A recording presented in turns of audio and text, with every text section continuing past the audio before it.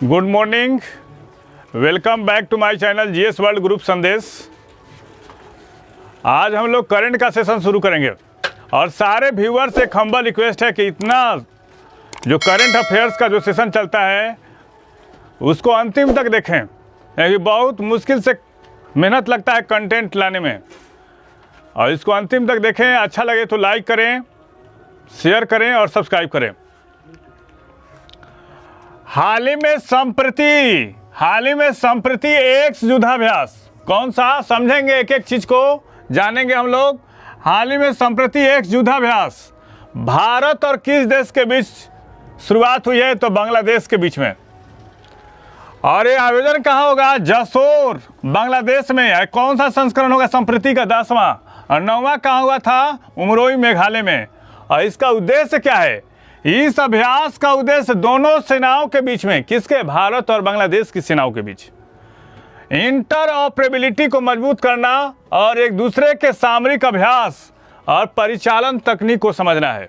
कौन कौन से युद्धाभ्यास किन किन देशों के बीच में होते हैं, तो इसके बारे में हम लोग एक बार समझेंगे, जानेंगे।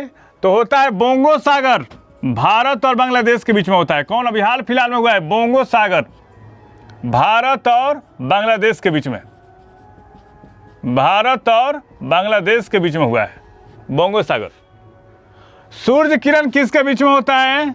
तो सूर्य किरण होता है भारत और नेपाल के बीच में। किससे? भारत और नेपाल के बीच में होता है। हैंड इन हैंड एक्सरसाइज किन देशों के बीच में होता है? हैंड इन हैंड होता है भारत और चाइना के बीच में। किसके बीच? भारत और चीन के बीच में होता है। इम्बेक्स एक्सरसाइज किन देशों के बीच में होता है? इम्बेक्स एक्सरसाइज होता है भारत और म्यांमार के बीच में। भारत और म्यांमार के बीच में होता है। दोस्ती एक्सरसाइज किन देशों के बीच में होता है? दोस्ती होता है भारत श्रीलंका और मालदीव के बीच में होता है। भारत, श्रीलंका और मालदीव के बीच में होता है। जीमेक्स एक्सरसाइज किन देशों के बीच में होता है? जीमेक्स होता है भारत और जापान के बीच में।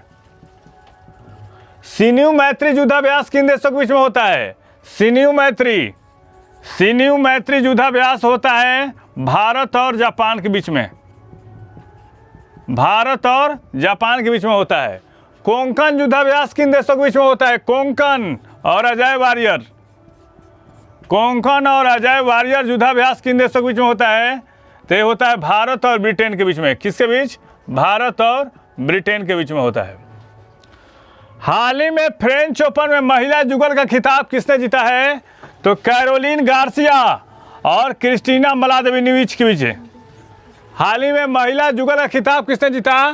कैरोलिन गार्सिया और क्रिस्टीना मलादेविनोविच। और कहाँ के रहने वाली हैं? ये फ्रांस की।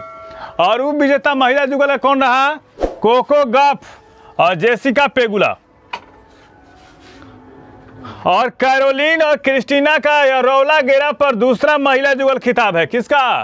कैरोलिन और क्रिस्टीना का रौला गेरा पर दूसरा महिला युगल खिताब है। और आप बताइए फ्रेंच ओपन 14वीं बार किसने जीता है? तो राफेल नडाल ने।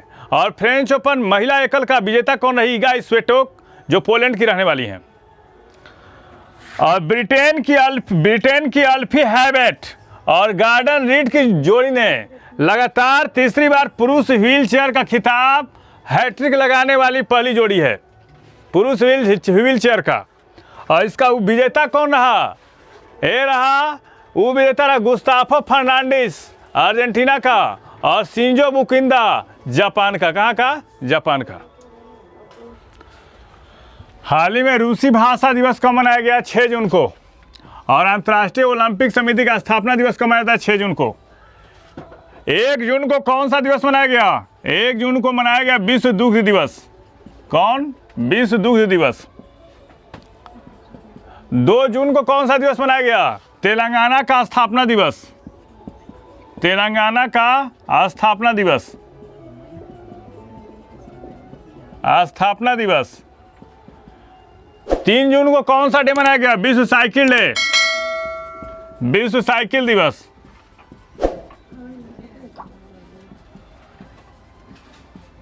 5 जून को कौन सा डे मनाया गया? विश्व पर्यावरण दिवस। विश्व पर्यावरण दिवस।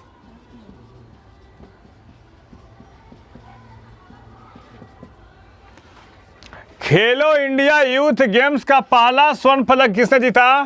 काजोल सरगार। और इसका आयोजन कहाँ हो रहा है? पंचकुला। पंचकुला हरियाणा में हो रहा है। और हाल ही में इसका उद्घाटन किसने किया? अमित शाह ने। अमित शाह ने उद्घाटन किया। और इसमें कितने खिलाड़ी और स्टाफ और कोच भाग ले रहे हैं? 8500। और कौन सा संस्करण है? चौथा संस्करण है। काजोल सरगार ने 40 केजी वर्ग भार में, जो वेट लिफ्टर हैं, 113 केजी वर्ग भार को उठाकर, और कहाँ के रहने वाली हैं? महाराष्ट्र का। महाराष्ट्र के पदक तालिका में शीर्ष की ओर बढ़ने की तरफ कदम बढ़ाया है। कहाँ के रहने वाले काजोल सरगार? ये हैं महाराष्ट्र की।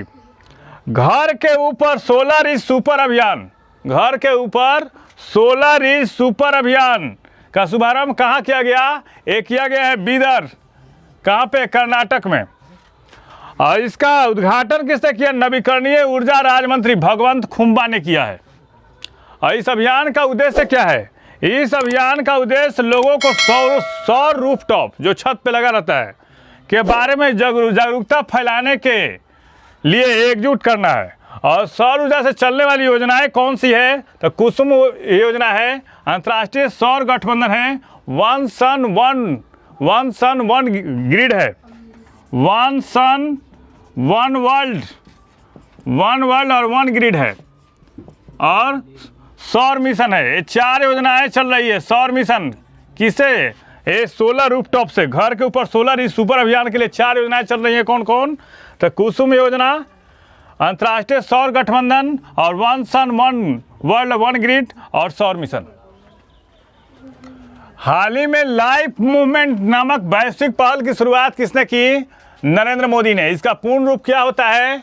Life style for the environment. मतलब हम जिस जगह पे रहते हैं, जिस भूभाग पे रहते हैं, उसका सुरक्षा, पर्यावरण के अनुकूल हमारा जीवन होना चाहिए, ताकि न्यूनतम कार्बन की उत्पत्ति हो। और इसके लिए 3 R का सिद्धांत दिया नरेंद्र मोदी ने। 3 R मतलब कौन कौन? रिड्यूस, रीयूज और रिसाइकलिंग। 3 R का सिद्धांत दिया। रिसाइकलिंग। हाल ही में राजस्थान सरकार ने गर्भवती महिलाओं के स्वास्थ्य देखभाल के लिए कौन सा अभियान की शुरुआत किया? तो ये आंचल अभियान। और हाल ही में राजस्थान सरकार ने राजीव गांधी खेल रत्न पुरस्कार की शुरुआत भी की है। और इस अभियान की शुरुआत राजस्थान के किस जिले? करौली जिले से की गई है। और इस अभियान में 13,000 से अधिक महिलाएं लाभान्वित हो चुकी हैं। और इसका मुख्य उद्देश्य क्या है? इसका मुख्य उद्देश्य मातृ एवं शिशु मृत्यु दर को कम करना है। ये गहलोत सरकार ने एक अच्छा पहल किया है। और किस कंपनी द्वारा देश के सबसे बड़े पोर्ट, सबसे बड़े एयरपोर्ट, जेवर एयरपोर्ट का निर्माण किस कंपनी द्वारा देश के सबसे बड़े पोर्ट जेवर एयरपोर्ट का निर्माण किया जाएगा? तो टाटा प्रोजेक्ट द्वारा। क्योंकि पहले इसकी जो ठेका था लार्सन एंड टूब्रो को मिला था, लेकिन अब इसको मिला है टाटा प्रोजेक्ट को, जो साइरस पूनावाला का है।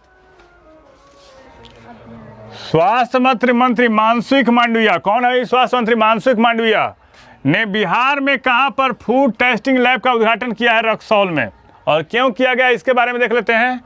इस प्रयोगशाला का निर्माण भारत और नेपाल के बीच द्विपक्षीय बायलैटरल समझौते पर किया गया है, ताकि नेपाल से रक्सौल में आयातित खाद्य नमूनों का मूल्यांकन करने में लगने वाले समय को कम किया जा सके। एक द्विपक्षीय समझौता हुआ था भारत और नेपाल के बीच में। हाल ही में किस अभयारण्य में नर बाघ कुंभा की मौत हो गई है? 16 साल उम्र है इसका, कुंभा की मौत हो गई है। यह है रणथंभौर वन्य अभयारण्य। और इसको कुंभा को अन्य किस नाम से जाना जाता था? इसे T34 के नाम से भी जाना जाता था। इस चैनल के माध्यम से सही विषयों का तथ्यपरक विश्लेषण किया जा रहा है।